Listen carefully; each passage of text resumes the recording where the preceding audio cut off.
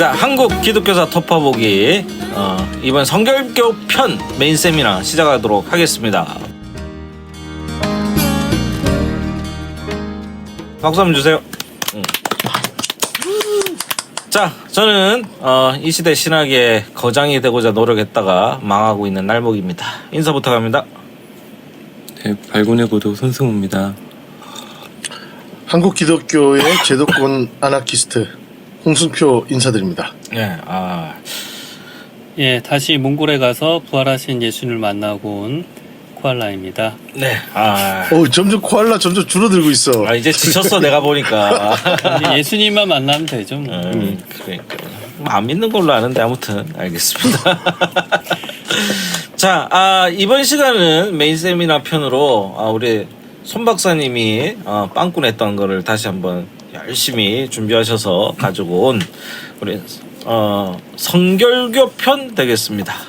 성결교라고 하면 제가 기억나는 거는 김기동 목사 밖에 없는데, 베레아밖에 없는데, 그것도 다른 의미가 어떤 게 있는지 한번 살펴보고 또 정식 성결교는 어떤 건지 한번 들어보는 시간 가질 수 있도록 하겠습니다.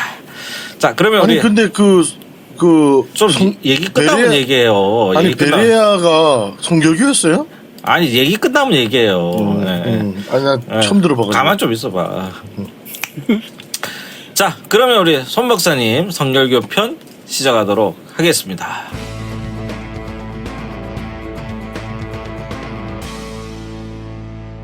일단은 그 성결교 그러면 그 이름에서부터 좀 느낌이 오잖아요. 성결. 성결한 거 좋아한다. 아니 이제 홍 박사님이 네. 질문하면 되는 거야. 그래요? 네. 네. 아니 아까 네. 베레아 귀신론 성결교 아니에요? 김기동 얘기하면서 성결교 얘기하길래 네. 베레아가 성결교 쪽 배경을 가지고 나왔나? 제가 고개가 갸웃해져가지고. 아닙니까? 성결교 간판은 못 들어봤던 것 같은데. 이제 그 성락 성결교회 뭐 성락 네. 성결교회야? 거기가 이제 좀 오해를 많이 받다 보니까 이제 베레아가 성결교회 쪽 아니냐라고 많이들 오해를 하셨는데 네, 이제 그 성락 성결교회에서 우리는 무관하다라고 밝힌 바 있고요. 그래요? 네.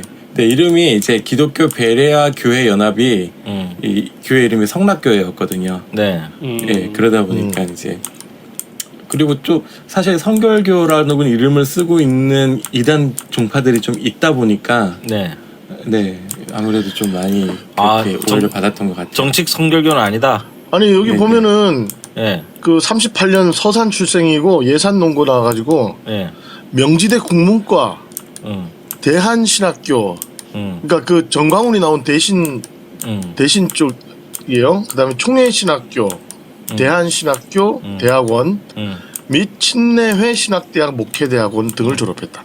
그러니까 이 성결교하고 아무 상관없는 사람이에요. 근데 왜 성결교라고 했죠? 그러니까 저도 성락교회라는 이름은 들어봤는데 성락 성결교회는 또 처음 들어보네. 알겠습니다. 참고하겠습니다. 성락 성결교회에서 입장을 밝혔죠. 우리 전혀 관계 없으니까 그만 좀. 오케이. 자, 그러면 우리 김기동 목사의 성락교회는 성결교 아닌 걸로 꽝꽝꽝 하고 넘어가도록 하겠습니다. 전혀 관련 없습니다. 네, 자 그러면 이제 성결교 소개해 주시죠. 네, 성결교는 일단 딱 이름에서부터 이제 성결이란 말을 쓰는 걸 보면 이제 빡빡한 사람들의 모임인 거죠. 빡빡한 사람들. 네.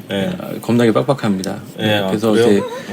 이제 전화 뭐 코알라님 정도면 그래도 괜찮은데 이제 박일 날목님이나 뭐 홍박나님 같은 경우에 홍두깨님 같은 경우에는 이제 뭐 교회 나오지 말란 얘기죠. 뭐 성결한 사람들의 모임이 교회다. 나 완전 잘 신차요 깨끗해. 그러네.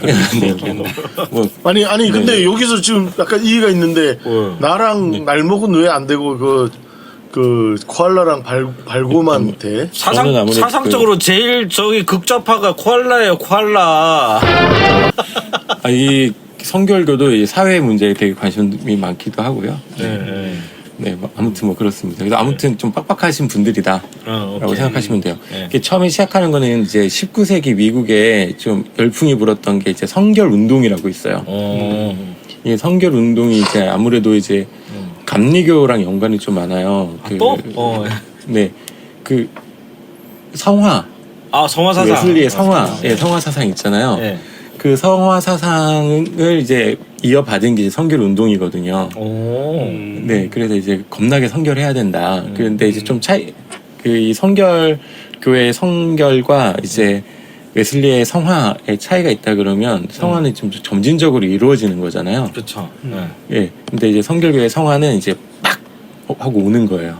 그래서 이분들은 물로 세례를 받는 게 있고 성령으로 세례를 받는 게 또 있다라고 얘기를 하시고 중생 이후에 이 성령의 세례를 받아야 성화가 된다. 그래서 약간 도노돈수, 도노점수 같은 그런 느낌이 좀 도노돈수. 있어요. 그러니까 그 감리교가 도노 점수면은 네, 그렇죠. 성결교는 도노 돈수를 지향하고 그렇죠. 그러면은 성결교보다 더 빡세게 그 스파크를 추구하는 오순절은 뭐가 되는 거야?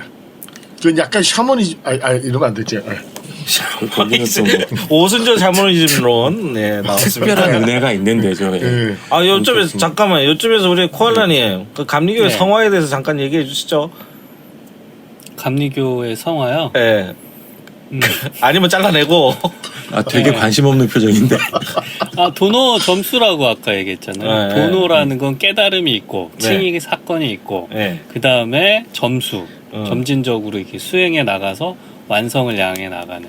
그러니까 이 sanctification이라는 성화라는 것이 네. 그러니까 그게 어떻게 보면은 구원을 이루라라고 바울 사도께서도 말씀하셨잖아요. 네. 그러니까 두렵고 떨리는 마음으로 구원을 이루어 나가는 하나의 점진적인 과정으로서 성화를 얘기를 한 거죠. 근데 코알라 그냥- 예. 말씀하세요.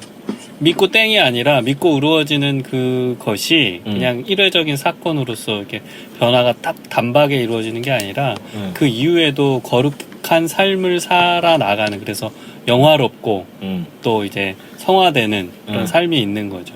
그냥 우리 코알라님은 기호 얘기 안 할 때가 멋있어. 이런 얘기할 때 너무 멋있어. 안 그래요? 원래 진짜. 제가 원래 연절이 인문학자였잖아요. 그러니까 인문학 얘기를 오늘 하셔야 돼. 저 사람이 요즘 네. 비즈니스를 하다 보니까 그러니까. 좀 저렴해졌어. 안 어울려. 이런 얘기 좀 많이 해주시길 바랍니다. 네. 예, 우리 성경이 뭐, 도노 그 코알라가 점수를 설명하니까 와 격조가 확 높아지네. 네, 그러니까 너무 우리 좋다. 도노 돈수 같은 거는 우리 성철 스님 같은 분이죠. 도노 돈수. 예. 단박에 깨달았으면 그 깨달음이 이게 원래 그래서 선종 계통에서 이게 그 도노 돈수가 맞습니다, 사실은. 여기는 점수라는 건 없어요. 근데 예. 그 도노 돈수인데 한 방을 깨닫기 위해서 그렇지. 예. 1년 뭐- 내내 병만 보고 있잖아. 그 동굴에 들어가든 절벽에서 그러니까. 뭐 떨어지든 팔을 한 짝을 잘리든 그 뭐 찰나를 그런 위해서 예, 찰나의 1년 깨달음을 내내 벽 앞에 앉아 있어. 그러니까 이제 그게 너무 빡센 것 같아. 그 기독교적으로 얘기를 해주셔야죠. 그러니까 우리는 구원이잖아요. 도노돈수적인 구원은 한번 구원을 믿어서 받으면은 이제 앞으로 구원 다 받은 거기 때문에 이제 그냥 그대로 살아도 된다. 이런 느낌이 도노돈수고 도노점수는 이제 구원을 그냥 하나의 이제 점층적이라고 표현하듯이 구원을 향해서 계속 걸어가는 그런 구원론이라고 봐도 되는 거잖아요. 도노는 맞아요. 도노는 왜냐하면은 그 깨달음은 단박에 깨닫는 건 맞아요. 그러니까 의롭게 되는 거는 하나님의 은혜로 이제 하나님 은혜야? 누구 은혜야? 의롭도 하심을 칭이 은혜로 말미암아 네, 네. 네, 그리스도를 믿는 믿음으로 의로워지는 거고 그거는 이제 단박에 되는 건 맞는데 근데 이제 우리가 거룩해지는 거는 단박에 믿음으로 의로워졌다고 우리의 존재성까지 다 깨끗한 건 아니잖아요. 늘 넘어지고 늘 죄의 노예로 살아가는 그 아래에 있으니까 그거를 이제 우리가 끊임없이 이겨 나가야 되는 거죠. 그래 이런 얘기를 하란 말이야. 이런 얘기를. 한마디로 감리교 쪽으로 보면은 이제 아마존 익스프레스에 그 10명 타는 거 있잖아요. 거기 올라탄 거 그게 이제 칭의가 되는 거죠.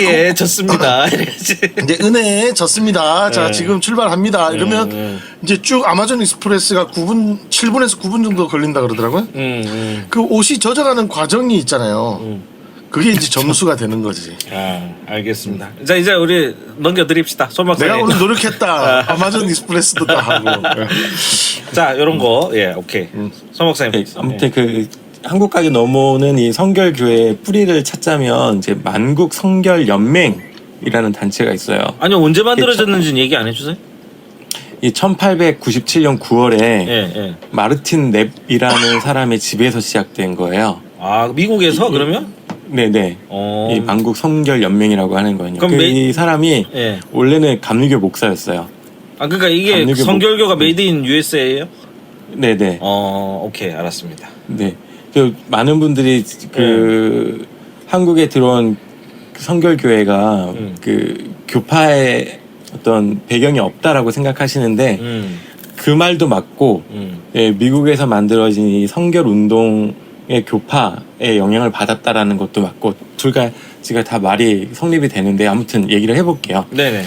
이 넵이라고 하는 사람이 감리교 목사였는데 네. 이 사람이 이 열렬한 이 성결 운동가였어요. 근데 성결 운동을 하면 할수록 교단하고 사이가 안 좋아지는 거예요. 감리교랑. 왜냐하면 이 감리교가 이제 19세기에 오면 이미 이제 교권주의에 찌든 거지. 네. 예, 그래서 이렇게 그 하나님께 더 가까이 나아가고 자신을 깨끗게 하고 뭐 이런 얘기하는 사람들이 이거 핍박한 거예요. 네. 지난번 구세군이랑 비슷하네. 네. 이 성결교 쪽 분들은 구세군도 성결 운동의 결과로 나타난 교파라고 얘기하세요. 허허. 네. 이미 이제 닳고 닳아버린 감리교를 참지 못하고 나오신 분들이 이제 뭐 그런 거라고 얘기를 하는 거죠. 그래서 어쨌든 이 넵이라는 사람이 뭐라고 얘기했냐면 감리교가 웨슬레의 정신과 맞닿아 있을 때는 복음의 날개였지만 지금처럼 교권화되고 자유주의에 물든 감리교는 이 성결의 복음을 전하는데 짐이 되었다. 라고 얘기합니다. 그러면서 이제 만드는 게 만국 성결 연맹인 거죠. 아, 근데 지금 제가 궁금한 게 네. 이때 1890년대라면서요. 1897년이에요. 근데 이때부터 이미 자유주의에 대해서 이제 문제를 삼고 있네요. 예, 그렇죠. 그러니까 미국 사회가 근본주의, 자유주의 논쟁이 격화되던 때가 20년대. 네, 1920년대. 네. 근데 그 전부터 이제 굉장히 그 보수적인 스탠스를 갖고 있는 분들은 이미 이제 마음에 안 들어 하고 있는 분들이 있었던 거죠. 네. 그래서 여기 넵이라는 사람 집에서 이 만국 성결 연맹이 생기고 부회장에는 이제 넵이 하고 회장은 다른 사람한테 넘겨줘요. 리스라고 하는 다른 목사님한테 넘겨주는데 이 사람은 또 이제 퀘이커 출신이세요. 예, 그러다가 이제 그 자꾸만 더 깊은 은혜를 갈구하다 보니 네, 온전한 그 성화의 체험을 하게 된 거죠. 예, 그리고 나서는 이제 이 성결 운동에 합류하신 분입니다. 네. 그래서 이분들이 이제 그 어떤 성격을 갖고 있느냐 하면 그 만국 성결 연맹이 생겨지고 이제 헌법을 만들거든요. 이분들이요. 네. 네, 여기서 뭐라고 얘기하냐면 만국 성결 연맹은 교회 조직체가 아니라 기독교 신자들의 형제의 연합체이다. 이 연맹은 기존 교회 조직을 반대하는 것은 아니나 모든 신자들 가운데서 깊은 영적 생활을 증진시키고자 한다. 그러나 이 연맹은 교권주의인 교황제도를 반대하며 죄가 아닌 한 모든 점에서 개인의 양심의 자유를 믿는다. 이렇게 선언을 하고 있어요. 그러니까 여기는 보면 이제 만국 성결 연맹이라고 하는 게 교파는 아닌 거예요. 예. 그리고 이 넵이라고 하는 분도 여전히 아직은 감리교 목사이던 시기예요. 그런데 이제 얼마 안 돼서 1900년에 이 만국 성결 연맹이 이름을 바꾸거든요. 만국 사도적 성결 연맹. 예, 사도적이라는 말이 붙은 거죠. 그러니까 이제 이게 좀 더 조직체를 만들어가면서 교파적인 성격을 띠고 우리의 모델을 어디서 찾느냐? 이제 사도적인 전통, 그러니까 초대교회 전통까지 이제 거슬러 올라가서 우리는 거기에서 우리의 전통을 찾는다라고 얘기하기 시작하는 거예요. 근데 이게 여러 가지 이유들이 있는 것 같아요. 이 교파적인 성격을 가져야겠다라고 하는 게 어쨌든 여러 가지 교회들도 모이고 조직도 커지고 하니까 이제 교회 형태를 갖춰 나가는 필요성도 있었겠지만 또 한 가지는 이분들이 겁나게 돌아다니는 분들이거든요. 아 성결교 기본적으로 순회하면서 전도 여행하고 막 길거리에서 막 복음 전하고 이러는 걸 되게 좋아하시는 분들이에요. 구원파랑 비슷하네 이것도. 아 구원파가 아니라 저기 구세군. 구세군. 네. 아, 죄송합니다. 구원파라. 큰일 났어. 나 놀랬어 지금. 구원파 죄송합니다. 네, 아무튼 네. 구원파한테 죄송한 거야. 구세군한테 죄송한 거야. 구세군한테 미안한 거. 아 구원파 모르겠네. 예. 아무튼 예. 아무튼 이 시기에 미국이 예. 이렇게 돌아다니려면 기차를 타야 되잖아요. 아 엄청 크죠. 예. 예, 엄청 크니까 기차를 타야 되는데 성직자들은 기차 요금이 할인돼요. 근데 아 이거 한국 대한민국의 시급히 도입해야 되네. 도입할 정치. 이럴 줄 알았어. 사건들이 좀. 아니 근데 어쨌든 이 성결회 안에 성결 연맹 안에 있으면 예. 목회자인 증빙을 하기가 어려워요. 예, 그러니까 이 요금 할인 받기가 어려운 거죠. 기차 타고 다녀야 되는데 그러니까 이제 교단 형태나 교파 형태로 넘어가야 이제 뭐 소속 증명도 발급을 하고 그래야 이제 열심히 돌아다니시는 분들이 기차표도 할인 받고 이제 뭐 이런 여러 가지 문제들이 복합되어 있었던 것 같아요. 바로 이것이 바로 아나키스트가 제도권 아나키스트가 되는 과정이라고 볼 수 있습니다. 열차 할인 받으려고. 아, 그게 중요하죠. 중요하지. 제도권이 중요해. 네. 어쨌든 그 이분들이 다시 이제 우리는 이제 사도적 전승까지 올라간다라고 얘기했으니까 네. 그 전까지는 이제 웨슬리의 이제 중생, 그다음에 성화. 네. 근데 이제 그거 말고 신약 성서의 더 중요한 주제들도 복음 안에 포함시켜야 되는 거예요. 이제 그게 신유, 그다음에 재림. 예, 이걸 이제 이분들은 사중 복음이라 그래요. 중생, 성결, 신유, 재림. 중생이 뭐예요, 중생? 거듭남. 응? 거듭남. 거듭남 우리말로. 오케이. 거듭나야지 이 사람아. 그래요. 다시 태어난다고. 알겠습니다. 뭐 장로교적으로 얘기하면 목사가 그걸 몰라. 이 사람 진짜 사뿐인가 보다. 아이고, 그러니까 이 성결교식으로 치면은 교회도 나오지 말란 얘기라니까요. 지금. 그러니까. 네. 아무튼 이거를 이분들은 풀 가스펠이라고 불렀어요. 그러니까는 우리로 치면 이제 순복음이 되는데 이분들이 얘기하는 풀 가스펠은 순복음이라고 얘기하기보다는 완전한 복음이라는 뜻에 더 가까워요. 그래서 그냥 이제 구원받고 성화되는 것만 얘기해서는 복음의 모든 걸 얘기하는 게 아니다. 병 치유받는 게 굉장히 중요하고, 왜냐하면 예수가 어디 가든지 병을 고치고 다녔으니까 예, 신유도 되게 중요하고, 이분들은 약간 세대주의적 전천년설을 신봉하시는 분들이라서 재림도 굉장히 중요한 요소로 들어오는 거죠. 예, 그리고 요 네 가지가 이제 굉장히 중요한 이야기고, 이분들이 얘기하는 이 풀 가스풀을 뭐라고 얘기하냐면, 온전한 복음의 전파는 사도와 초대교회가 보여주는 대로 성서적 성결의 필수적인 것이라고 믿는다. 라고 얘기했습니다. 그래서 이제 이분들은 이제 오순절 체험, 다락방 체험 이런 것들도 이제 굉장히 중요하기 때문에, 그게 성결이라고 하는 게 이제 성령의 세례를 받음으로 일어난다라고 하는 입장을 갖게 되시는 거죠. 그러니까 성령의 세례를 받아야 뭔가 이제 완전히 새롭게 다 씻어진다는 얘기죠. 보통 이제 장로교나 감리회에서 이제 이것 때문에 많이들 당황해 하시죠. 그리고 그 성령 세례 언제 받았어? 이런 얘기 물어보면 왠지 이단 같잖아요. 성령 세례는 어떻게 받는 거예요? 그거는 성령의 능력으로 받으시는 것 같던데, 아니, 딱히 어떤 예식이 있는 것 같지는 않고요. 뭐 우리는 세례를 받았으면 몇 월 며칠 몇 분에 세례를 줬다 이런 증명서가 있거나 이런데, 성령의 세례는 이것도 뭐 따로 증명을 해야 되는 거 아니에요? 이걸 이렇게 중요시 여기면? 그러니까 그 존 웨슬리가 네, 그 네. 미국 인디언 선교 갔다 이제 실패하고 돌아와서 예. 이제 좌절하고 있을 때 영국의 뒷골목 올더스 게이트에서 예. 그 모라비아 교도가 읽어주는 루터의 로마서 서문을 듣다가 가슴이 이상하게 따뜻해지는 걸 느꼈다. 이거를 일기에다 썼잖아요. 이제 그거를 웨슬리 회심이라고 날짜까지 박아가지고 우리가 이제 감리교에서 기억을 하는데 요런 거를 보다 더 교리적으로 확장한 것 같아요. 그러니까 아니 근데 그 성령으로 세례 받은 걸 어떻게 난 받았습니다 이런 것들을 뭐 개인이 증명하는 건가? 뭐 개인이 증명한다기보다는 고백하는 거죠. 아 고백. 네네. 고백. 그런 측면에서 퀘이커하고도 좀 통하는 게 있네.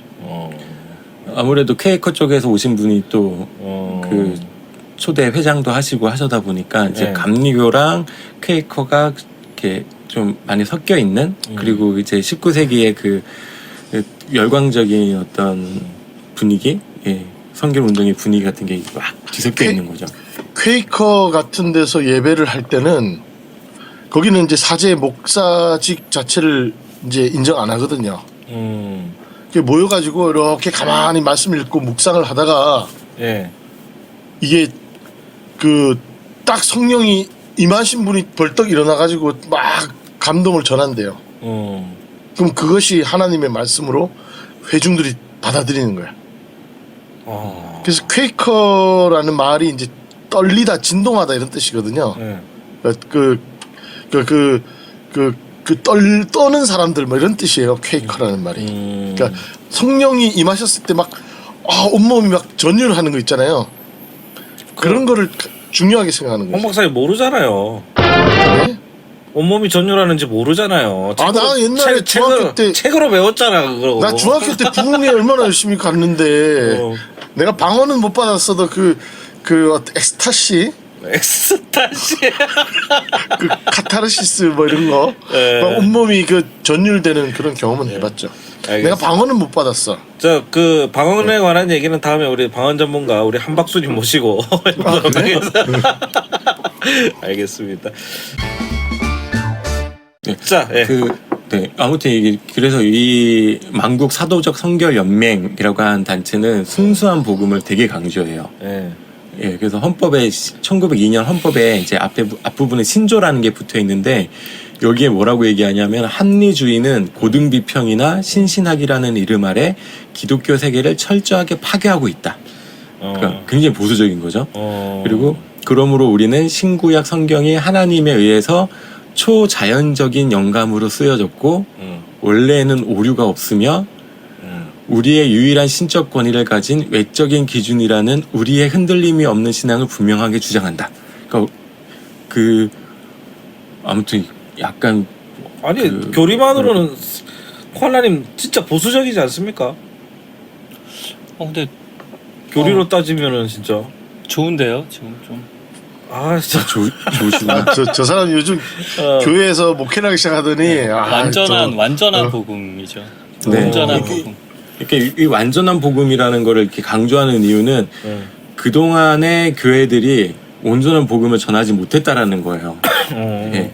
그러니까 이분들이 감리교 출신이 많으시니까 이제 감리교가 갖고 있는 그 어떤 진보적인 신학의 스탠스, 당시 미국의 감리교 갖고 있던 그게 너무너무 싫은 거죠. 네. 그래서 이제 이탈해서 이제 만드시게 됩니다. 그럼 근본적으로 그러다 약간 보니까- 보수적이네, 그죠? 네. 네. 이게 처음에는 이제 자유주의에 대해서 이제 공부하는 형태로 나왔다고 한다면 이게 나중에는 이제 컬프라는 사람이 등장하는 조지 컬프라는 사람이 등장하는데 이분이 이제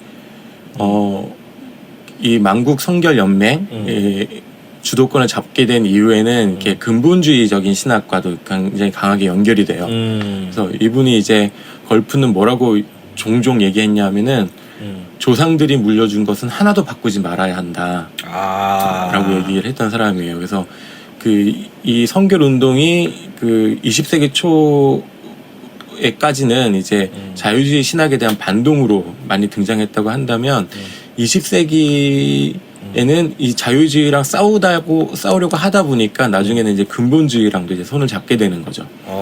네. 근데 어쨌든 이분들은 또 이제 열광적인 측면이 있기 때문에 교리적인 측면보다는 성령의 능력을 통한 성결의 체험이 중요하다라고 주장을 해오셨습니다. 그러니까 이제 굉장히 신학적인 집단이라기보다는 네, 그 체험을 중요시 여기는 네, 특징도 갖게 되는 거죠. 그 오순절하고 비슷한 거 아니에요 그러면? 그러니까 오순절하고도 비슷해요. 예. 지금 성결교의 스펙트럼에서 조금 더 왼쪽으로 더 나간 사람들이 오순절이라고 볼 수 있죠. 아니죠 오른쪽으로 더 나갔겠지. 아니 오순절은 또 아니 성결교가 오른쪽이잖아요. 아니 그러니까 근데 성결교가 가지는 보수성을 또 뛰어넘는 급진성이 오순절이 또 있어요. 아 그래요. 네. 그래서 어쨌든 이 성결교랑 오순절이랑 그 여러 파들이 있다 보니까 그 중에는 서로 이제 연합체를 구성하기도 하고 교단을 합치기도 하는 일들이 일어나요. 그러니까 실제로 이제 그 오순절이랑 성결교는 좀 유사한 측면들이 많이 있는 거죠. 네. 어쨌든 이 만국 사도정 성결 연맹이 이제 나중에는 교파로 완전히 굳어지고요. 네. 그러다 보니까 이제 우리 입장에서는 전혀 교파가 없이 한국에 성결교가 들어왔다라고 생각을 하지만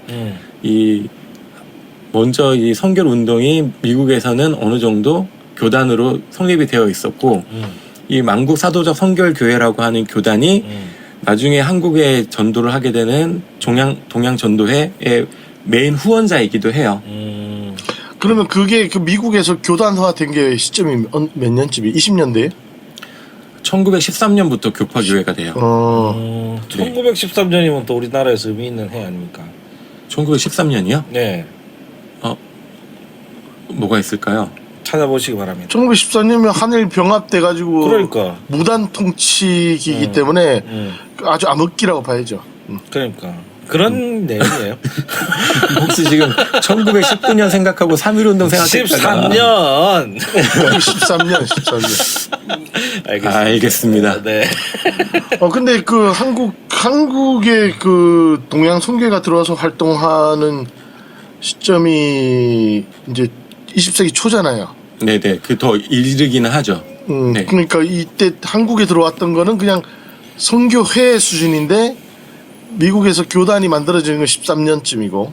네. 그러니까 근데 지금 이제 그 만국 성결 연맹이 먼저 있었고, 예, 이게 미국에서는 이 교단화가 되어 가는 거고, 이 만국 성결 연맹이 출신 사람이 이제 동양 선교회를 만들었고, 일본에 와가지고. 네. 그러면서 이제 동양 선교회가 이제 만국 성결 연맹을 비롯한 여러 선결 운동 단체들로부터 후원금을 받았고, 이제 뭐 이런 흐름이 있는 거죠. 네. 이제 뭐 동양 선교회로 이야기가 넘어오자면, 그 동양 선교회는 1901년에 그 미국인 선교사라고 해야 되나? 이제 카우만이라고 하는 사람하고 일본인 나카다 주지라고 하는 사람이 만든 선교 단체예요. 근데 이 선교 단체를 이 선결교 쪽에서 얘기할 때 신앙 선교 단체라고 얘기해요. 신앙 선교 단체라는 말은 뭐냐 하면 이제 신앙 선교라는 게 따로 있다는 거예요. 네. 신앙 선교는 어떤 교파에 의해서 파송을 받아서 교파로부터 월급을 받아가면서 하는 선교는 진짜 선교가 아니고 신앙의 이 뜨거운 열정을 가지고 교파적 배경이 없이 뛰어들어서 선교하는 게 이제 신앙 선교다라고 얘기를 하는 거죠. 이제 카우만 이 사람도 원래는 감리교인이에요. 와, 감리교인이었다가 감리교가 지대한 역할을 했네. 네. 반작용을 작용해서 그렇지. 예. 카우만이 전기 기술자였잖아요. 네, 맞아요. 예, 전기 기술하면서 이제 야간에 공부를 했는데 어디서 공부하냐면 이 무디 성서 학원에서 6년 동안 이제 신학 공부를 하거든요. 그러고 나서 이 무디 성서 학원에서 일본에서 유학 온 학생인 나카다 주지를 만난 거예요. 그래서 이제 이 주지를 만나고 나서 일본 선교에 대한 관심을 갖게 됐고, 그 일본 선교사로 가려고 이제 1900년 9월 7일에 감리교 본부에다가 나 일본 선교사 가겠어요라고 지원을 했는데요. 감리교 선교 본부에서 지금은 일본 선교사로 누군가를 내보낼 계획이 없으니까 연말에 혹시 자리가 날지 모르니까 다시 연락해봐라 그랬대요. 네, 그래서 뭐 그래야겠다라고 생각을 하고 있던 와중에 그 카우만이 이제 랩이라고 아까 얘기했던 그 만국 성결 연맹을 처음 만든 사람 있잖아요. 네네. 그 사람이 발행하던 잡지 부흥사라는 잡지가 있었는데 부흥사요? 이 부흥사라는 잡지 정기 구독을 하다가 여기에서 이제 꽂힌 거죠. 그 특별히 내가 신앙 사역, 신앙 전도자로 선교자로 내가 나가야겠다는 생각을 하게 되고 그래서 돈이고 뭐고 그 자기가 갖고 있는 걸 다 팔아버리고 이 내비 운영하고 있는 학교에 가서 조금 동역을 하다가 자비로 한국에 오게 일본으로 오게 되는 거죠. 네. 그 되게 그 좀 보니까 웃기더라고요. 이렇게 카우만이 그 1900년 12월에 어느 아침에 마태복음 20장 4절 뭐라고 쓰여 있었는지 그 포도원 비유가 있는 대목인 것 같아요. 그 부인에게 이렇게 얘기했대요. 하나님이 나에게 이 말씀을 통해서 말씀하십니다. 뭐 그러면서 그 오직 하나님 어떤 선교부와도 관계를 맺지 말고 오직 하나님만을 의지하고 선교를 하라고 명령하고 계십니다. 이것이 하나님의 뜻입니다. 순종해야 합니다. 라고 얘기했대요. 그럼 하나님이 선교사로 나가라라는 것뿐만 아니라 어떤 선교부와도 관계를 맺지 말고 나가라. 끈 떨어진 채로 나가라. 라고 명령을 했다라는 거고 그래서 이제 이거를 따라야 되는데 왜냐하면 이게 초대교회의 패턴을 따르는 것이라고 생각했대요. 초대교회가 뭐 교파가 있었던 게 아니니까 그 초대교회 사도들이 무슨 교단에 후원받으면서 했던 건 아니잖아요. 자기는 그걸 따르겠다라고 얘기를 했고 마침 이 일본 선교 계획을 카우만이 발표했을 때 그 선교 계획을 발표하는 집회에 참석했던 장로교회의 어떤 장로님 한 분이 $300을 후원을 해줬대요. 그 당시 300이면 엄청 큰 거잖아요. 그런가 봐요. 그게 이 랩이 그 $300 수표를 받았을 때 카우만을 이렇게 얘기하더라고요. 어느 날 저녁 그들은 말했다. 하나님이 응답하셨다. 우리는 2월에 일본을 향하여 떠날 것이다. 그러면서 나는 카우만이 수표를 흔들면서 오 일본 하고 외치는 모습을 결코 잊을 수가 없다. 그러니까 돈이 너무 큰 돈이니까 너무 좋았나 봐요. 이걸 막 하늘에 흔들면서 일본 이렇게 외칠 거죠. 아이씨 간다 이씨. 일본 홍방장님도 갈 때 그렇게 한 거 아니에요? 일본 홍방장님 일본 갈 때 와 일본으로 간 거 아니에요? 모르겠어요. 네. 근데 여기서 잠깐 짚고 넘어가는 게 감리교에다가 일본 선교사를 아마 제안을 지원을 했다고 했잖아요. 네. 근데 감리교는 정중하게 여러 이유를 대서 지금은 계획이 없다 얘기했겠지만 네. 그 당시 감리교는 일본에 선교사를 엄청 많이 보내놓은 상태고 네. 일이 많았을 텐데 아마 당신은 무디 성경학원 출신이고 듣보잡이니까 안 됩니다. 이 얘기를 못해서 그렇게 얘기했을 것 같아요. 감리교는 아마 시스템적으로 자체적으로 선교사를 파송하는 인력이 수급 루트가 있었을 거고. 아니, 지금 성결교가 지난번에 우리 그 순위 정할 때 우리나라에서 몇 위 정도 돼요? 우리나라에서 네, 장로교가 제일 컸고 감리교고요. 그 다음이 감리교고 네, 그 다음이 감리교. 지금 순복음이지 않을까요? 아니야. 지금 최근에 정한 게 있었는데 5월 달에 난 기사를 제가 이거 오늘 세미나를 위해서 검색을 하다 보니까 재밌는 기사를 봤는데 네. 성결교 장로님들하고 목사님들한테 앙케이트 조사를 설문조사를 했대요. 네. 이제 성결교는 한국 개신교 3대 교단 중에 속하는가? 라는 질문으로 설문조사를 했대. 근데 요즘 성결교 장로님들하고 목사님들이 다 공이 부정적인 답변을 해서 이제 성결교는 한국 개신교 3대 교단 중에 속하지 않는다라고 결론이 났다. 그 설문조사 결과가 나왔다. 라고 뉴스가 나왔어. 그래가지고 이게 무슨 뉴스야? 내가 읽었는데 그동안에는 장감성이라고 불렸다 그러더라고요. 네, 그렇죠. 이 3대 교단을 누가 정했는지 나는 모르겠는데 장감성이라고 불렸다 그러더라고요. 그러면 우리나라에서 그러니까 우리가 정할 때 한기톱에서 정할 때 5위 안에 듭니까? 규모 면에서는 5위 안에 든다고 봐야죠. 근데 이제 장로교를 세분화할 경우에는 그렇지. 그러면 좀 달라지긴 예장 하죠. 통합 합동 고신 기장 이렇게 막 나누면은 또 순위가 또 복잡해지는데 기장보다 커요? 성결교가 기장보다 클 것 같은데. 고신보다는 작고. 기장보다 훨씬 크죠. 네. 그죠. 알겠습니다. 규모가 커요. 자, 그러니까 여러분, 지금까지는 성결교가 한국 개신교 3대 교단 중에 하나라는 자부심을 가지고 지금까지 지냈던 모양이에요. 저는 그 3대 교단이라는 게 있는지도 몰랐는데 그래서 최근 5월 달에 난 뉴스예요. 성결교 내부적인 큰 위기감이 그걸로 설문조사로 확인이 된다라고 보도가 되더라고요. 알겠습니다. 그러면은 네. 성결교 자리에는 지금 3대 교단에서 빠지면 뭐가 들어가지? 순복음이 들어가. 순복음이 유력할 것 같은데요. 장감순? 제가 그 사이에 조금 찾아보니까 네. 감리교 선교부에서 카우만 부부한테 영어교사, 음악교사 자리가 이제 있는데 어떻게 가겠느냐라는 연락은 왔다고 하는데 이제 그러니까 여기에는 각주가 없네요. 네. 그게 그러니까 무디 성경학원 수료한 거 가지고는 안 돼. 목사 선교사로는 보내기 어렵다라고 안 되는 거죠. 감리교 내부적인 장정에 의해서 아마 거부가 됐을 것 같아요. 그러니까 이 사람들은 가서 전도 사역을 하고 싶은데 음악 선생이나 교육 선교사만 가능한 거예요. 그러니까 안 되는 우리 치고는 잘 모르는 신학교에 와서 선교사 시켜달라 뭐 이런 느낌이잖아. 그러니까 그렇죠. 교단 필수를 안 한 거야. 교단 필수. 그러니까 저 뭐야 얘들 이러면서. 오케이 알겠습니다. 네. 네. 어쨌든 이 카우만 부부가 이제 일본으로 오기 전에 이 만국 성결 연맹에서 이 두 사람한테 안수를 줘요. 예. 그 아내하고 그 카우만과 카우만의 아내한테 이제 따로 이제 안수를 준 거죠. 그러니까 이게 만국 성결 연맹의 최초 안수였대요. 예. 그러니까 어떻게 보면은 이게 교단은 아니라고 하더라도 이 만국 성결 연맹에서 그 보냈다라고 얘기하긴 뭐하지만 어쨌든 배출한 첫 번째 선교사라고 얘기할 수도 있을 것 같아요.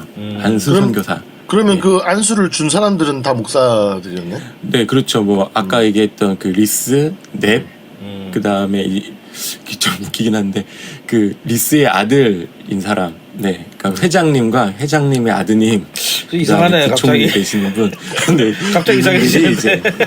네, 보통 장로교에서 목사 3명 모이면 교단 하나 만든다 그러잖아요. 네, 그렇죠. 네. 그럼 그런 거네. 네, 그래서 1901년 2월 1일에 샌프란시스코를 떠나서 일본으로 이제 출발을 합니다.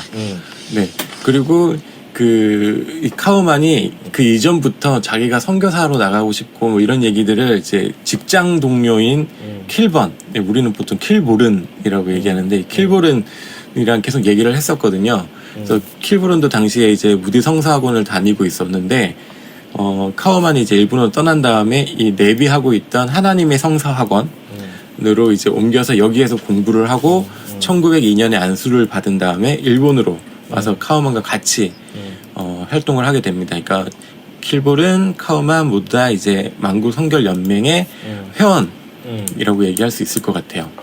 네, 어쨌든 이제 요 킬볼은 카우만 그다음에 아까 말했던 나카다 주지 이런 사람들이 동양 선교회를 처음에 시작했던 사람들이고 이 사람들이 이제 한국으로 선교로 오게 되면서 이 사람들이 온 게 아니라 이 사람들이 이제 일본에서 만든 학교에 한국인들이 공부를 하러 오거든요. 그래서 그 한국인들이 한국으로 돌아와서 한국에서 이제 그 동양 선교회를 만들고 성결교회를 시작하는 거죠, 한국에서. 네. 처음부터 잘 되진 않았죠. 잘 돼. 동양 선교회 전도가 아니, 꽤 한국에서. 많이 됐어요. 처음부터 잘 됐어요?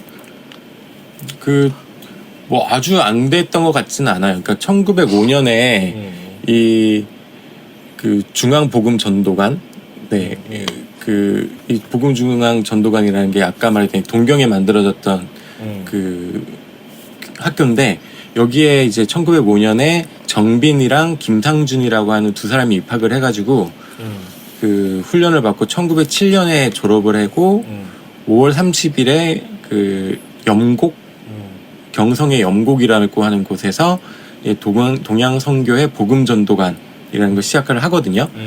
그러면서 이제 한국 선교에 착수를 했고 이 착수할 때 카우만 킬보른도 이제 한국을 오기는 왔는데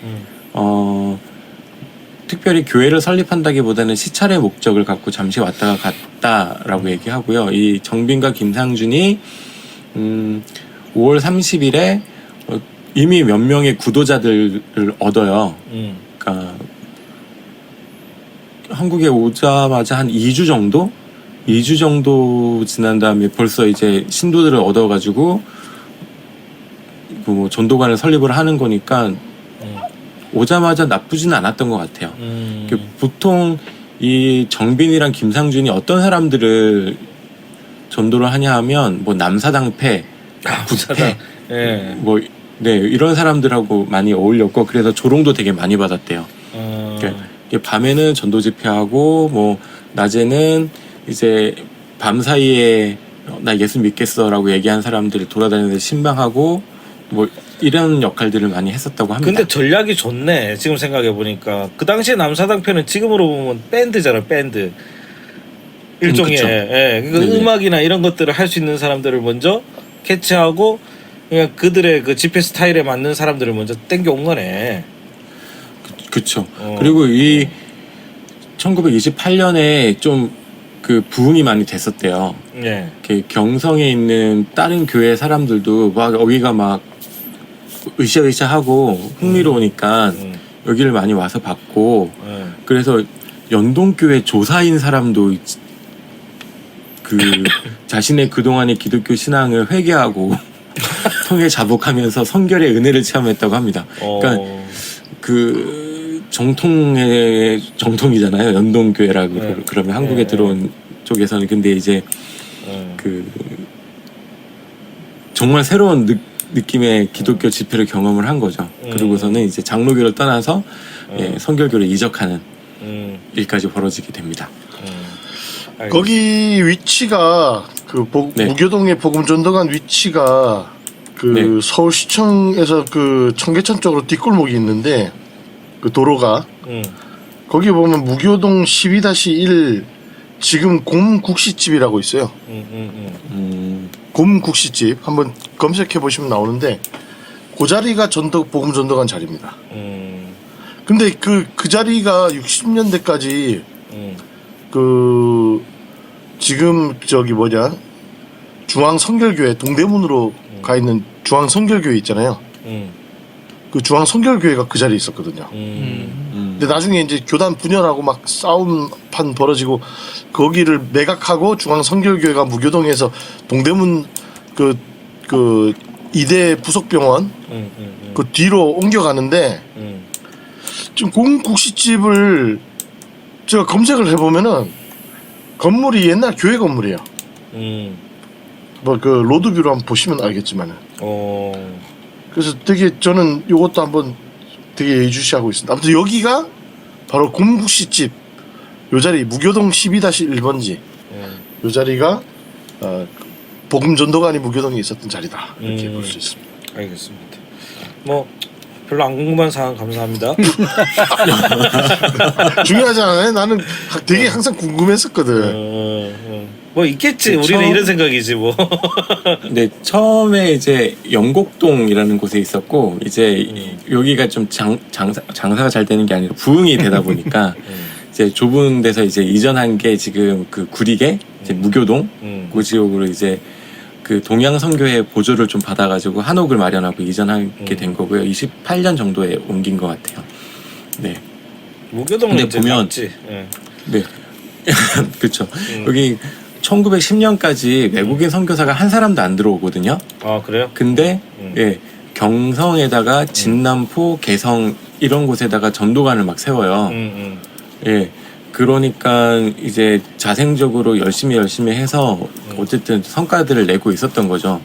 그러다가 1910년 11월 12일에 영국에서 일하고 있던 토마스라고 하는 목사가 처음으로 조선 감독으로 파송받아서 내한을 합니다. 네. 그래서 이 토마스 목사는 영국인인데 그 1920년에 그 미국인으로 오해를 받아가지고 그 일본 경찰한테 두들겨 맞아요. 미국인 스파인 줄 알고. 그래서 이제 병을 얻어서 이제 영국으로 귀환을 하는데 그 전까지 10년 동안을 그 토마스라고 하는 목사의 1인 감독 체제에 뭐 계속해서 진행이 됐었어요. 그래서 이게 뭐 막 생겨난 단체고 아까도 얘기했지만 뭐 교리 같은 게 뭐 이렇게 잘 만들어지는 데가 아니다 보니까 뭐 헌법이나 뭐 정치를 다루는 어떤 구조가 있는 것도 아니고 그러니까 이제 토마스 감독이 이제 하는 대로 그냥 뭐 다 할 수 있는 거죠 그냥. 그렇죠. 네. 어쨌든 1907년부터 1920년까지 복음 전도가는 총 28개가 생겼고요. 그 교회는 18개 정도. 그러니까 복음 전도가는 훨씬 더 많고 교회 수는 조금 더 적었다라고 얘기할 수 있겠습니다. 그러니까 이게 뭐 아주 나쁘진 않지만 그 다른 뭐 장로교나 감리교랑 비교를 하면 교세 발전은 뭐 좀 더딘 편이었다라고 얘기할 수 있고요. 그러다가 이후에 폭발적으로 좀 성장하게 되는 시기가 있어요. 그 1921년에 그 동양 선교회의 본부가 일본에서 한국으로 넘어와요. 그래서 이제 본부가 한국으로 오다 보니까 이제 킬보른이 이제 조선 감독으로 부임하고 조선 전역을 이렇게 감독 7위 하게 되면서 많은 선교사들도 함께 이제 조선으로 들어오는 거죠. 그래서 일적 자원이 풍부해지고 아무래도 본부가 있는 곳이다 보니까 이제 그 재정 형편도 좀 괜찮아지고 하면서 폭발적으로 좀 성장을 하게 되고 많은 신도수를 얻었다고 합니다. 네. 근데 제가 알기로는 네. 이제 초기에 전도관 숫자가 교회 숫자보다 많은 게 다 전도를 하면은 보통 그 이렇게 결신을 얻어낸 다음에 장로교나 감리교나 다른 네. 교파 교회에다가 보냈다 그러더라고. 네네. 각 집 가까운 교회 가세요 하면서 이렇게 막 보낸 그래가지고 거죠. 이 사람들은 그 교회를 세우거나 학교를 세우거나 병원을 세워서 하는 그런 어떤 그 제도적 교회나 제도적 그 선교 시스템을 구축하는 데 관심이 없고 개개인을 구령하는 직접 전도와 복음 선교에만 관심이 있었던 사람들이라 전도관을 만드는 데는 주력하지만 교회를 세우는 데는 그렇게 관심이 없었던 모양이더라고. 네. 그게 이제 20년대 넘어와서 이제 달라지는 거잖아요. 네. 어쨌든 1920년 넘어오고 나서도 이제 야 우리도 좀 뭔가 교단 형성도 하고 조직의 정비도 해야 되지 않냐 라는 얘기들이 좀 나왔나 봐요. 그래서 1921년 4월부터 뭘 만드냐면 간담회를 모이는데요. 그러니까 다른 데 같으면은 막 누구도 회장하고 뭐 해가지고 막 조직 만들고 막 으쌰으쌰 할 텐데 연애나 노예를 해야지. 네, 근데 이분들이 이제 간담회를 갖는 거죠. 그러니까 좀 그 기존의 장로교나 감리교 같은 느낌하고는 굉장히 다른 사고방식을 갖고 있기는 해요. 그러니까 교단을 만드는 것에 대해서는 굉장히 유보적인 입장을 가지고 있고 계속해서 이분들이 주장하시는 것도 선결운동은 특별하게 교단을 만들고 새로운 교단을 만들고자 하는 운동이 절대 아니다 라고 계속해서 얘기는 하고 계신 상황이죠. 하지만 나중에 미국에서도 한국에서도 교단이 생기긴 하죠. 그러니까 1921년에 이 간담회도 모이고 잡지도 발행하기 시작해요. 활천이라고 하는 한국의 기독교 역사를 탐구하는 사람한테는 굉장히 중요한 참고 자료가 되는 잡지인데요. 이 활천이라는 걸 만들어서 2022년 11월 25일에 창간호를 하고요. 그 다음에 이 간담회에서도 어쨌든 모여서 얘기를 하니까 뭐 양로부, 전도부, 수양회부 뭐 같은 부서들을 만들어서 꾸준히 그 전체적인 회의를 통해서 처리해야 되는 문제들을 처리를 하다가 네. 1929년에 연회를 만들어요. 연회? 예. 감리교 연회랑 아무래도 이 감리교의 뿌리를 두고 있다 보니까 감리교의 제도를 채용하는 것 같아요. 그래서 1929년에 이제 연회를 만들어서 제11회 연회를 경성 성서학원에서 개최를 하게 됩니다. 이게 왜 11회냐면은 이전에 했었던 간담회랑 뭐 교역자회 이런 것들까지 이게 쭉 다 그 소급 적용을 해서 그 29년을 11회 연회라고 얘기를 하고 초대 이 의장은 해리 우드라고 하는 선교사가 맡았고 나머지는 이제 한국인 목사들 그 다음에 58인의 평신도 대회 이런 것들을 조직을 해서 뭐 교리, 조례, 정치, 성례전에 관한 규정 이런 것들을 이제 차근차근 만들어 나가게 됩니다.